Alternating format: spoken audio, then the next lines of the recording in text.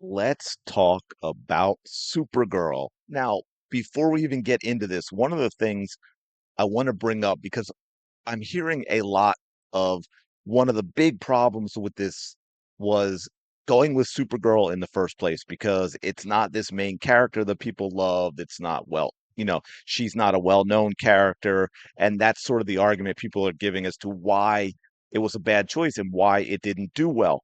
However, I think what a lot of people are failing to remember or discuss, because you have to look back when Iron Man was released with Robert Downey Jr., it was a big risk for Marvel because it was a B-lister. Iron Man was a solid B-lister for Marvel in the comic books, right? Your A-listers, you had the X-Men, you had Spider-Man, you had the Incredible Hulk, you had Fantastic Four, and to a lesser extent, maybe Captain America would be in that as well.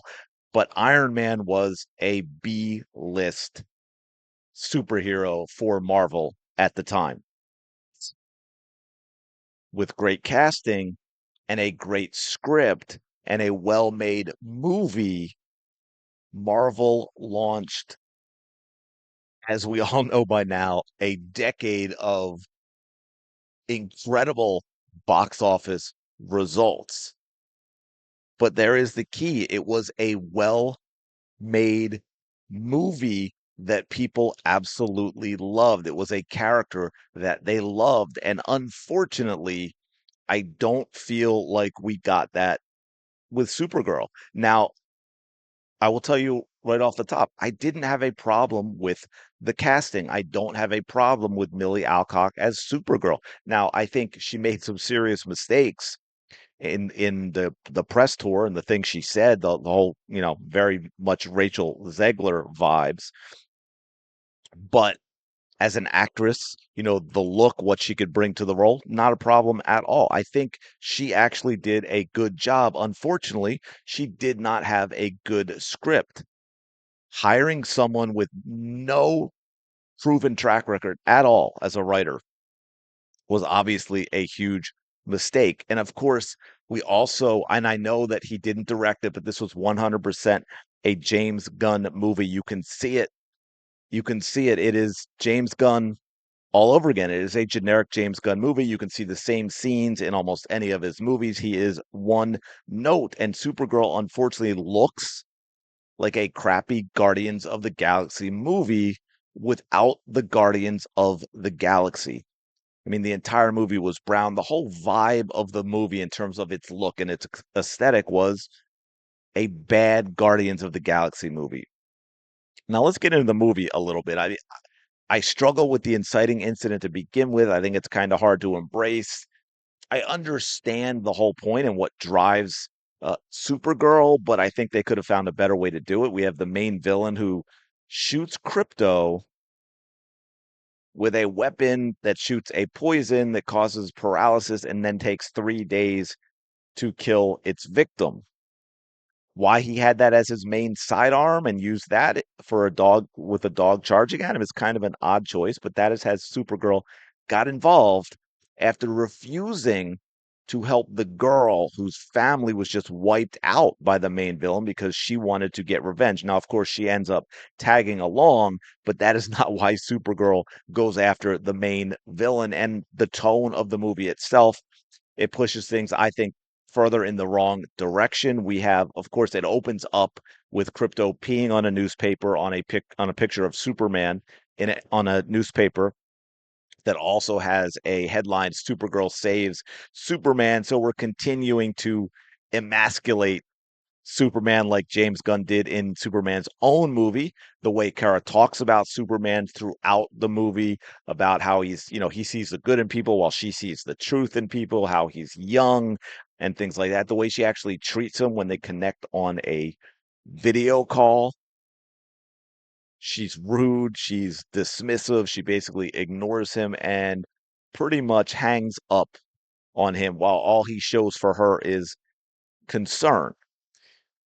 And again, to pile onto the Superman stuff, you get the whole Conqueror thing, right? That James Gunn completely rewrote Superman's father to basically make him a villain.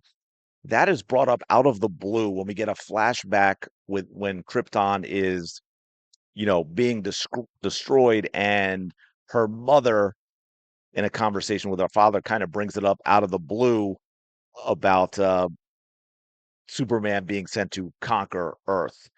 Now, this version of Kara is nothing like what we know Supergirl to be. It was a very, very optimistic person, except for what they chose to base this off of, which is the Woman of Tomorrow, which was not very well liked. I believe it's critically acclaimed, but it is not a well liked run.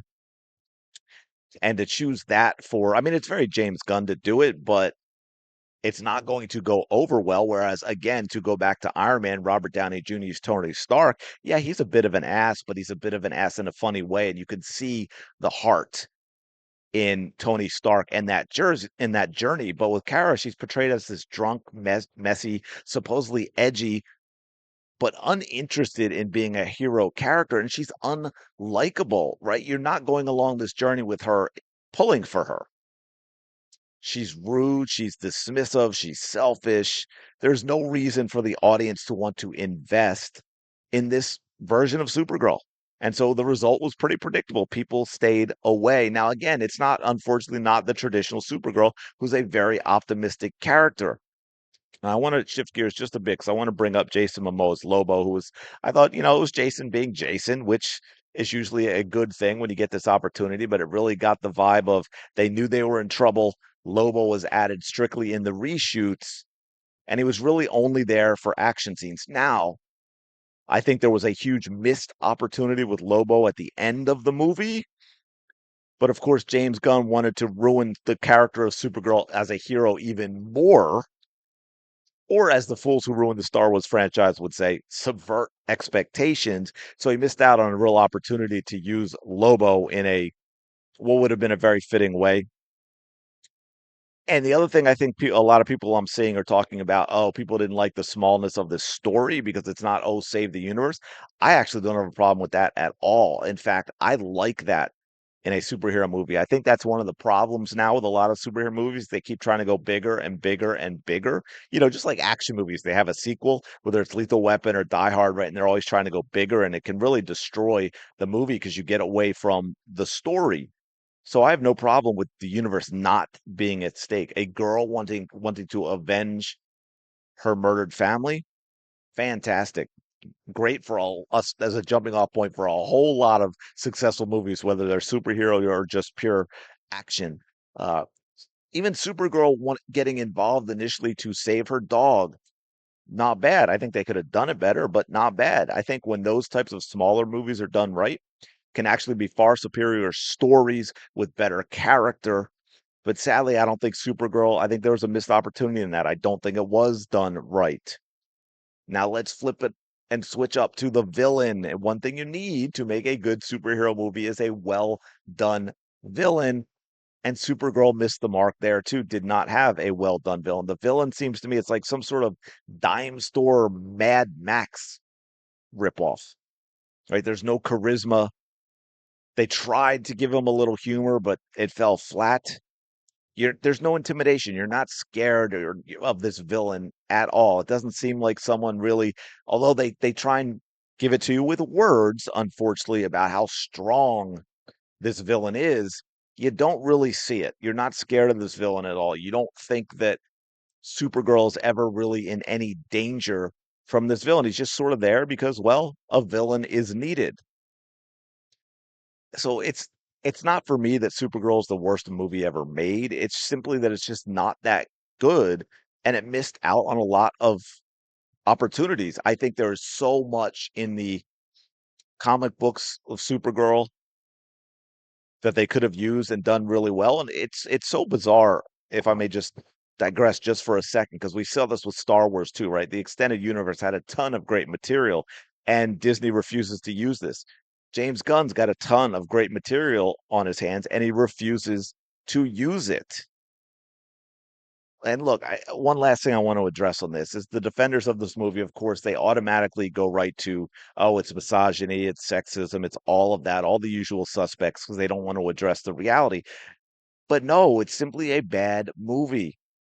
Because again, we can point to Ripley, Sarah Connor, Gal Gadot's Wonder Woman, which is a more recent event, Storm and Jean Grey in the X-Men and how popular they are. Everyone would have loved if Scarlett Johansson had got a great Black Widow movie before we knew how her story ended. Celine in Underworld and on and on. And Wonder Woman, I think, is a great example because the first movie was a huge success, overperformed everyone's expectations, it absolutely crushed it, and then the sequel bombed. Okay, well, it's the same lead character. Everyone embraced Wonder Woman in the first one. So it wasn't that it was a woman in the lead of a superhero movie. It was that the second one was a bad movie. The first one was not a bad movie. So I'm not going to tell you don't see it. I think if you have low expectations as to what it could be and you turn off your brain and you sit back and realize you're going to get a kind of a blah Guardians of the Galaxy looking type story, this may be exactly what you want. Anyway, I'm going to leave it there. Do me a quick favor, like, comment, subscribe. I will talk to you later.